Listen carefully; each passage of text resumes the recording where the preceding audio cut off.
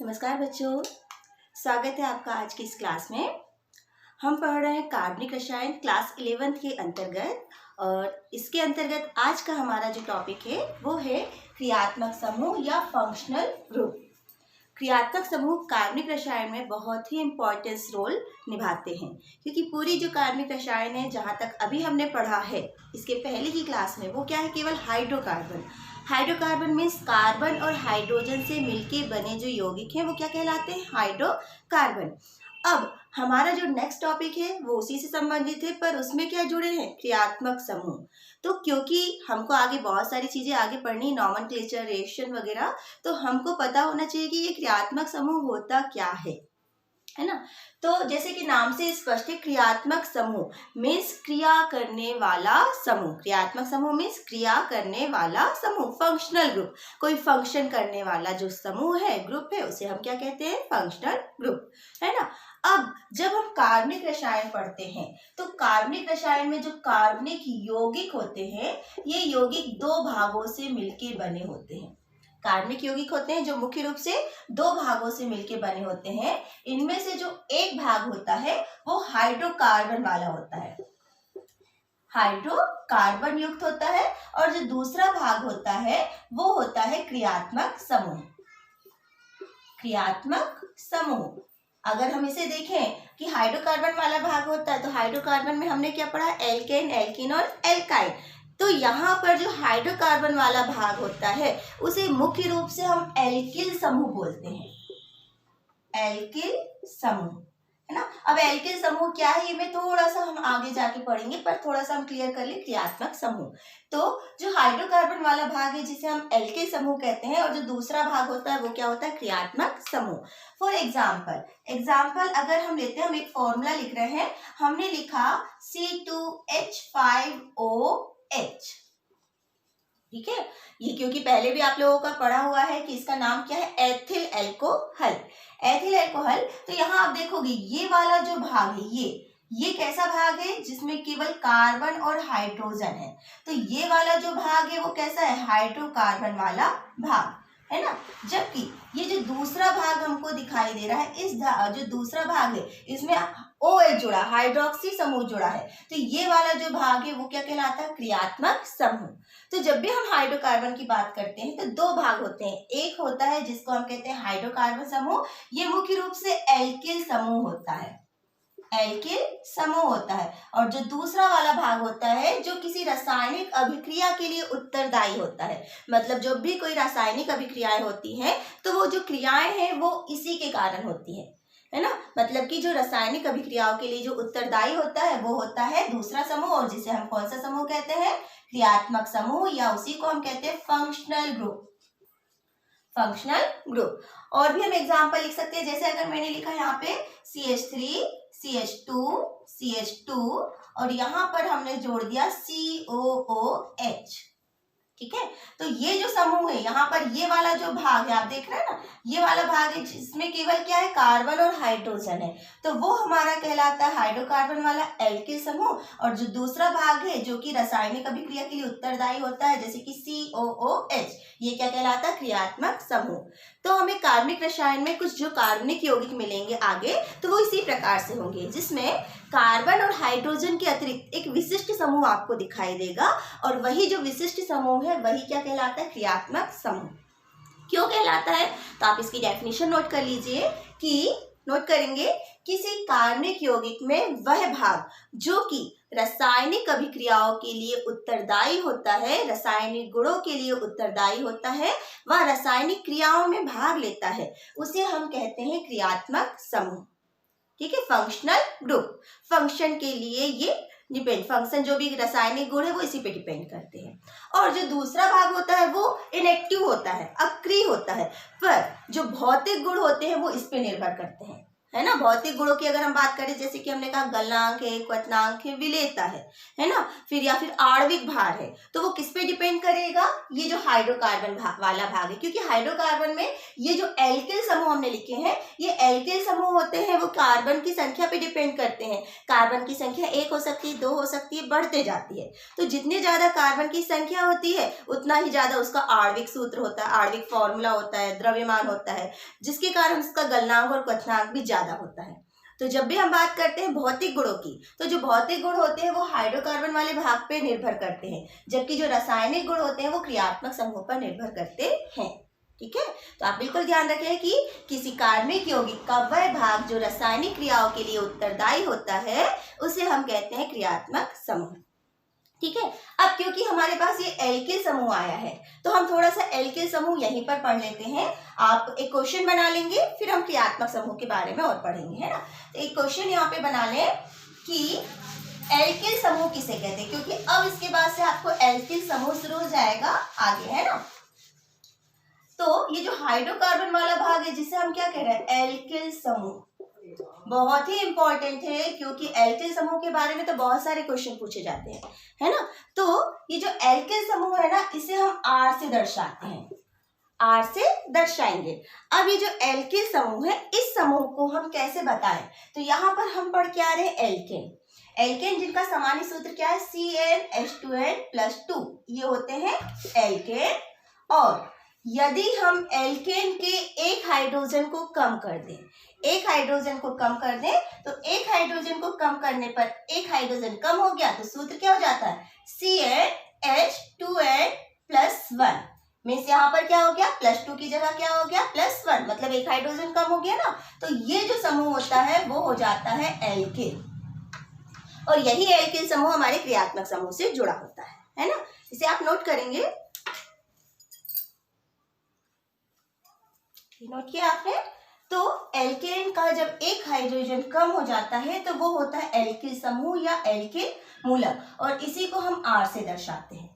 तो क्रियात्मक समूह में जो हाइड्रोकार्बन वाला भाग जुड़ा होता है ना, उसी को हम कहते हैं एल्किल समूह। क्योंकि हम क्रियात्मक समूह के नाम पढ़ने वाले हैं तो आपको ये नाम बार बार आएगा, एल्किल, क्योंकि हमने एल्केन पढ़ा, एल्कीन पढ़ा, एल्काइन पढ़ा, और ये जो नेक्स्ट नाम है वो क्या है, एल्किल, इल है लास्ट में, है ना। अब ये जैसे फॉर एग्जाम्पल हम मेथेन पढ़ के आए, CH4 है, इसका हम एक हाइड्रोजन कम कर देते हैं तो क्या बचता है, CH3, है ना। अब यहाँ पर एक वैलेंसी खाली है, मतलब ये जो वैलेंसी खाली है ना, इसी से हमारा क्रियात्मक समूह जुड़ा होता है ना। फिर अगर हमने लिखा C2H6, क्या है ये, एथेन, इसमें एक हाइड्रोजन अगर मैं कम कर देती हूँ तो सूत्र होता है C2H5, हाइड्रोजन 5, तो ये एथेन है ना। इनके हम नाम भी लिखते चले, क्योंकि अभी हमको 11th क्लास में आपको ये नाम पूरे याद रखना है, मेथेन, और ये क्या हो गया, मेथिल, ये हो गया एथेन, और ये हो गया एथिल। ठीक है, इसी प्रकार से हम सीरीज को अगर आगे बढ़ाते जाए ना, C3H8, इसमें एक हाइड्रोजन अगर हम कम कर देते हैं तो C3H7, और ये क्या हो जाता है, प्रोपिल, है ना। तो हम अभी बहुत से जो एग्जाम्पल पढ़ेंगे ना उसमें आपको यही समूह मिलेंगे। मेथिल आप बिल्कुल एक ही बार में याद कर लें, क्योंकि ये याद हो जाता है इसी वे में। एल्किल मतलब मेथेन से एक हाइड्रोजन कम है तो मेथिल, एथेन से एक हाइड्रोजन कम है एथिल, प्रोपेन से एक हाइड्रोजन कम है तो क्या हो जाता है, प्रोपिल। तो अभी हमें इन्हीं समूहों की जरूरत पड़ेगी जब हम क्रियात्मक समूह पढ़ते हैं, हमको नाम याद करना पड़ता है ना। तो नाम में आपको ये नाम आप एक बार याद कर लें कि मेथिल में CH3, एथिल में C2H5 और प्रोपिल में C3H7। ठीक है, अब इसी का हम एक और चीज बता दें, अभी इसके पहले की क्लास में हम पढ़ के आए सूत्रों के प्रकार। तो ये जो C2H5 है ना, ये इसका क्या है, संगनित सूत्र है। इसी को अलग तरीके से हम ऐसा लिखते हैं ना, CH3CH2, है ना, मतलब 2 कार्बन 5 हाइड्रोजन, ये है। क्योंकि बुक्स में आपको जब ऐसा मिलता है तो कभी आप इसमें कंफ्यूज भी हो सकते हो। तो ये भी एथिल है और ये भी एथिल, इसमें हमने कार्बन को अलग अलग तरीके से लिख दिया। जैसे ये 3 कार्बन है, इनको हम लिख सकते हैं ना CH3 CH2 CH2, ये देखिए, ये 3 कार्बन को हम इस तरीके से भी लिख सकते हैं। ये भी प्रोपिल है और ये भी प्रोपिल है। तो कभी हम सूत्रों को इस तरीके से भी लिखते हैं और कभी हम सूत्रों को इस तरीके से भी लिखते हैं। तो दोनों प्रकार के सूत्र आपसे बनने चाहिए, है ना। तो अभी हम जो क्रियात्मक समूहों के सूत्र आपको पढ़ाने जा रहे हैं उनमें यही जो एल्किल समूह है, जो कि हाइड्रोकार्बन वाला जो भाग है वह यही समूह होता है एल्किल समूह, और जिसको कॉमनली हम किससे दर्शाते हैं, आर, है ना। आर अगर लिखा है मतलब आप समझ जाओ आर की जगह मेथिल, एथिल, प्रोपिल हो सकता है, ठीक है। तो ये आपने नोट कर लिया होगा। अब इसको आप नोट कर लें और इसके बाद हम पढ़ेंगे कुछ क्रियात्मक समूहों के नाम, ठीक है।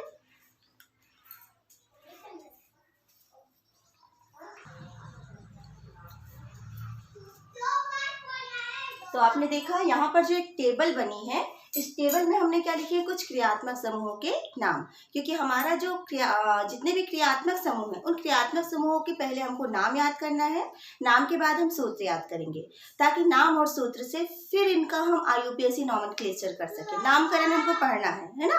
तो ये जैसे एक टेबल बनाई है मैंने, आप लोग भी बना के रख लें। क्रियात्मक समूह उनको हम किस सूत्र से दर्शाते हैं, और साथ में ही हम उनके एग्जाम्पल देखेंगे और फिर उसके हम सूत्र देखेंगे, है ना। तो जैसे अगर मैंने लिखा एल्कोहल, एल्कोहल मीन्स यहाँ पर जो एल्किल समूह या हाइड्रोकार्बन समूह है उससे OH समूह जुड़ा होता है।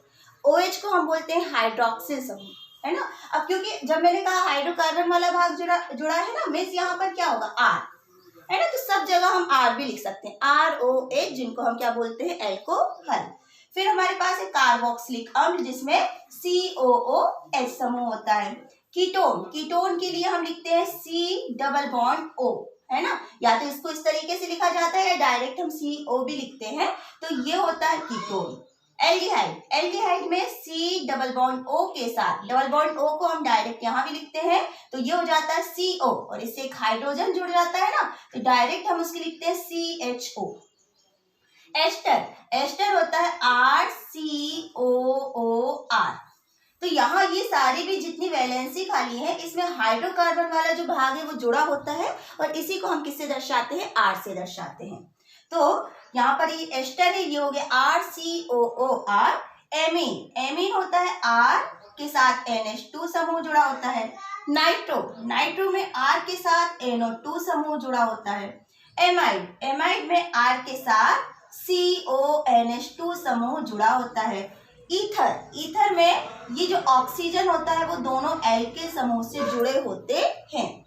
एसिड हैलाइड, जिसमें R के साथ CO और X जुड़ा होता है। यहाँ पर X क्या है, हेलोजन है या फिर हैलाइड है। तो ये जो क्रियात्मक समूह है, इन क्रियात्मक समूहों के अगर हम संरचना सूत्र पहले याद कर लेना तो फिर हमको नामकरण आसान हो जाता है। तो सबसे पहले तो आप ये टेबल में अगर देखेंगे, मैंने सब में कॉमन R है लिखा है। R मीन्स क्या है, हाइड्रोकार्बन वाला भाग, और ये जो दूसरा भाग है जो कि विशिष्ट दिखाई दे रहा है, सबसे अलग मीन्स सेम नहीं है। अगर हमने कहा एल्कोहल, तो एल्कोहल मीन्स कौन सा समूह जुड़ा होगा, हाइड्रोक्सी, जिसको OH लिखते हैं।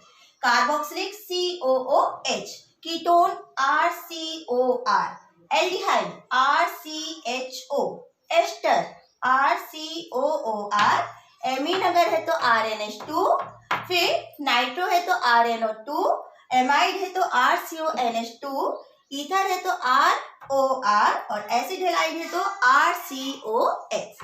तो इसे नोट करें आप पहले,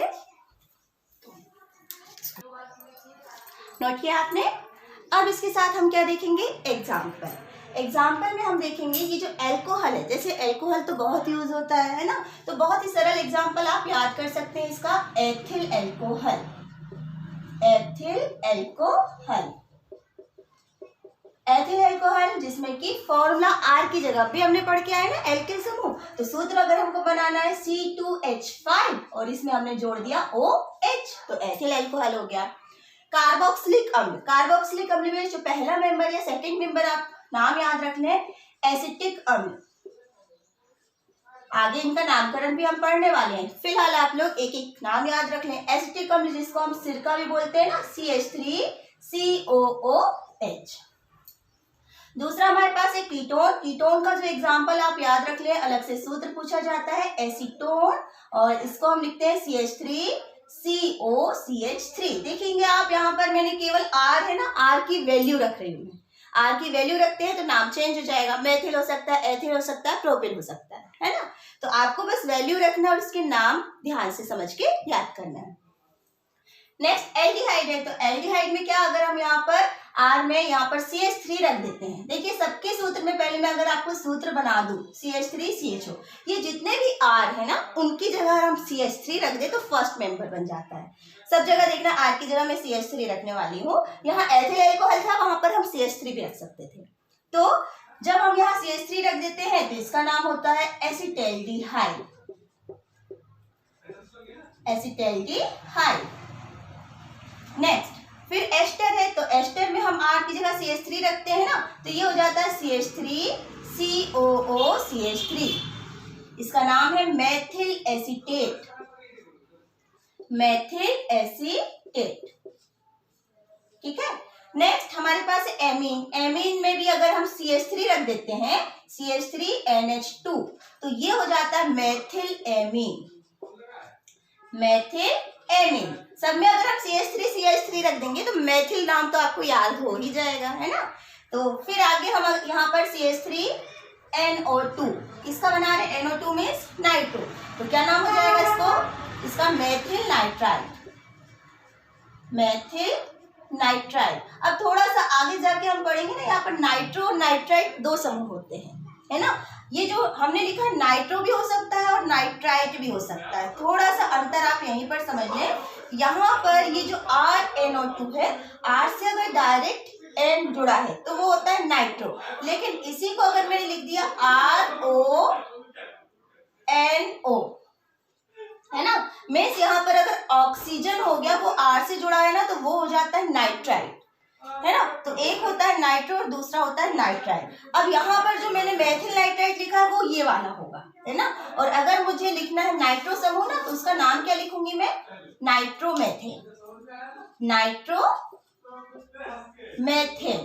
तो ये थोड़ा सा कंफ्यूजन वाला भी रहता है, नाइट्राइट भी बोलते हैं हम उसको, नाइट्राइल भी बोलते हैं उसको। तो ये जो नाइट्रोमेथेन मतलब NO2 सीधे किससे जुड़ा है, कार्बन से, लेकिन वहीं पर कार्बन से ऑक्सीजन जुड़ जाता है, तो ऑक्सीजन जुड़ने से वो हो जाता है नाइट्राइट। नाइट्राइट, ठीक है। नेक्स्ट R से हमारे क्या जुड़ा है, R में CH3 और इससे हमने जोड़ दिया CONH2, तो ये हो जाता है, इसका नाम है एसिटामाइड। एसिटामाइड, एमाइड जो की ईथर। R में फिर अगर मैंने यहाँ पर CH3 रख दिया, यहाँ सूत्र बना रहे हैं हम CH3OCH3, इसको रख दिए तो ये हो जाता है डाई मेथिल ईथर। दो ईथर से दो मेथिल समूह जुड़ गए तो उसको हम बोलते हैं डाई मेथिल ईथर। अगर एथिल होता तो उसी को हम बोलते हैं डाई एथिल ईथर। नेक्स्ट फिर यहाँ R है, तो R में यहाँ पर हम रख दिए CH3CO, और ये जो X है ना, ये X क्या है, हेलोजन। तो हेलोजन जो है वो क्लोरीन हो सकता है, ब्रोमीन हो सकता है और आयोडीन हो सकता है। इनको भी हम डिटेल से आगे की क्लास में पढ़ेंगे एक एक सिंगल, है ना। तो जैसे कि मैंने यहाँ पर Cl रख दिया कि जो कि इम्पोर्टेंट मेंबर है, तो ये इसका नाम हो जाता है एसिटिल क्लोराइड। Acetyl chloride. अभी हम इनके IUPAC नाम नहीं पढ़ रहे हैं, अभी हम केवल इनके क्या पढ़ रहे हैं, सामान्य नाम पढ़ रहे हैं, और सामान्य नाम ही यहाँ इम्पोर्टेंट है। तो पहले तो आप जो सामान्य नाम है ना, उनको कम से कम एक एक नाम सूत्र बनने चाहिए, क्योंकि जब क्रियात्मक समूह पूछा जाता है तो आपको उदाहरण भी लिखना रहता है। तो आप किसी का भी एक उदाहरण लिख सकते हैं, नाम लिखेंगे, उसका सूत्र बनाएंगे, तो वही हो जाएगा क्रियात्मक समूहों का जो नाम है और साथ में उदाहरण। तो आप देखेंगे कि जितने भी क्रियात्मक समूह है ना, हमने R बदले। R हमारा हाइड्रोकार्बन वाला भाग है, एल्किल समूह है, जो कि कुछ मेथिल, एथिल, प्रोपिल हो सकता है, इसलिए आप पहले उसको याद कर लेंगे, क्रियात्मक समूहों के सूत्र याद कर लेंगे और बस उसको जोड़ते जाएंगे ना, तो एक से ज्यादा मेंबर बनेंगे। तो आप बहुत अच्छे से इस वीडियो को अभी देखें और ये जो नाम है, नाम को याद करें। और भी क्रियात्मक समूह है जिन्हें हम आगे की क्लास में पढ़ेंगे। तो आज वीडियो को देखें, समझें, फिर हम आगे की क्लास ज्वाइन करेंगे। Thank you.